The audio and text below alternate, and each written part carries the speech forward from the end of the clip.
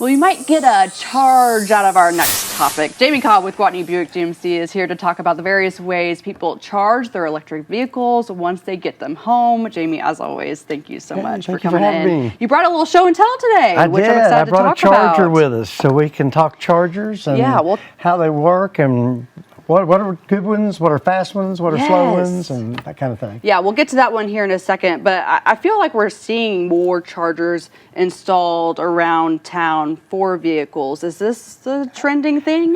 You know, it is, absolutely. I mean, you think about things that have gone to battery over the years when we talk about lawn mowers and weed eaters and those sort of things. And yeah, vehicles, we're starting to see more vehicle makes bringing out full electric vehicles. Some are hybrids, but a lot of them now are straight 100% electric. I drive a Hummer, and it's 100% EV, and so I have to charge it. You got to put gas in your car to make it run. I got to charge my battery to make it go. So, you know, every make and manufacturer is investing heavily into clean energy, and, you know, this is the best form long term. People say all the time, you know, when are we going to have 100% EV? I don't think it'll be in our lifetime, but maybe sometime in the future it will be. And it's not for everybody. Sure, right? sure. Not everybody wants a 100% EV vehicle, but those who do, there's options for charging. Definitely options. And there's different chargers like we mentioned, and so there's one called the Level 1 charger. How quickly can that charge an EV? So that's like plugging in your vacuum to the wall. I mean, it's not going to put out a lot of amps, it's not going to have a lot of kilowatt power, and so it's going to charge very slow. And that's just the basic charger that you get with the vehicle when you buy it.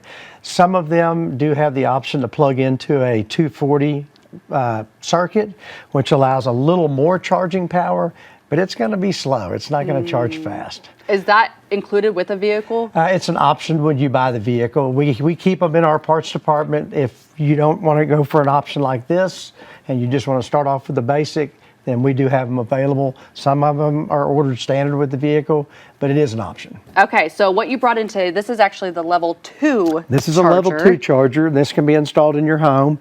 This is designed to hook up to 240 electric, just like your dryer would be hooked to, or your cooktop. Basically anything that requires 240 volts. It does come equipped already with a plug adapter that would accommodate a dryer plug-in that comes with it, but you can have it hardwired in. It doesn't have to be plugged into a dryer plug. And so this will charge a vehicle at about 30 miles an hour using about 65 kilowatts. So it's going to charge a lot quicker than, you know, the Level 1. Like when I plug mine in the evening, if I'm down to like 30%, within about 4 hours, I'll have a 80% charge on the vehicle. Okay, yeah, so it sounds like it's much quicker. Yeah. Are there like costs or fees associated with having a Level 2 charger at your house? Well, I mean, it's all about how many kilowatts. You can get your energy bill, and on your energy bill, it'll tell you, you know, how many kilowatts you use each month, and it'll tell you when your peak hours are. So my peak hours are from 5 a.m. in the morning until 10:30 at night is when my highest rate of energy cost is. After that, it goes down quite a bit. Mine goes from 9 cents a kilowatt hour to 3.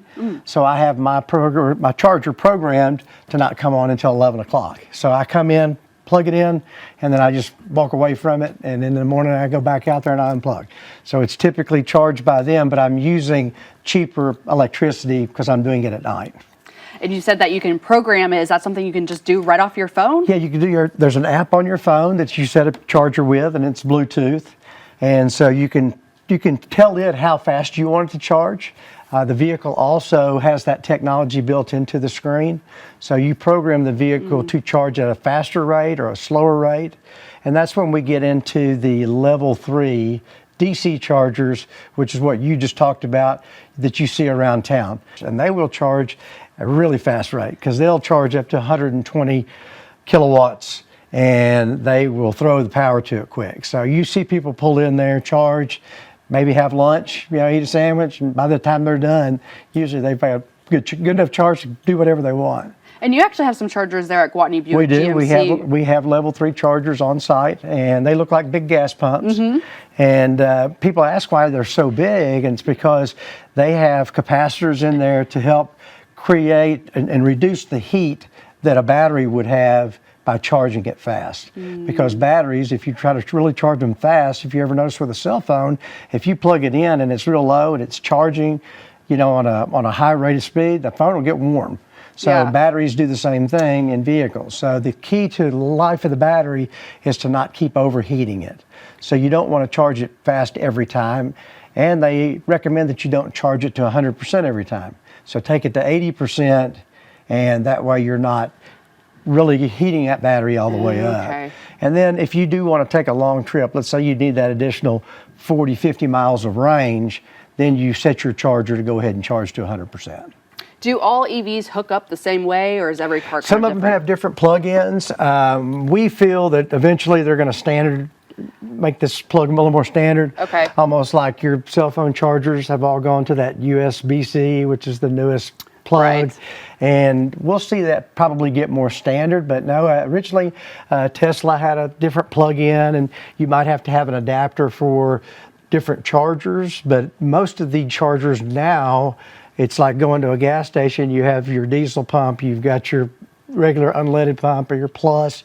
So what I have seen in my experience just driving around, I use Casey's sometimes if I stop in there and plug in. They've got the adapters available right there on the pump. So we all typically know how much it costs to fill up our tank with gas. How would you compare that to charging your vehicle? I would say it's probably not that much different. And the reason I say that is because if I charge my vehicle from 40% all the way up to 80%, it's going to, on my electric bill, I've seen about $50 change in just that one charge. So it's not, if somebody said, is it cheaper? I don't know that it's cheaper, Just different, I guess. Yeah, it's just different, yeah. Where can people come and find you at Gwatney Buick? We're located next to Sam's Club in North Little Rock. And you just come and see us, and we'll get you an EV and get you a charger and get you set up. Perfect. Great information, Jamie. Thank you so much for your time. Thank Really you. Appreciate it. We'll have more Good Morning Arkansas after this.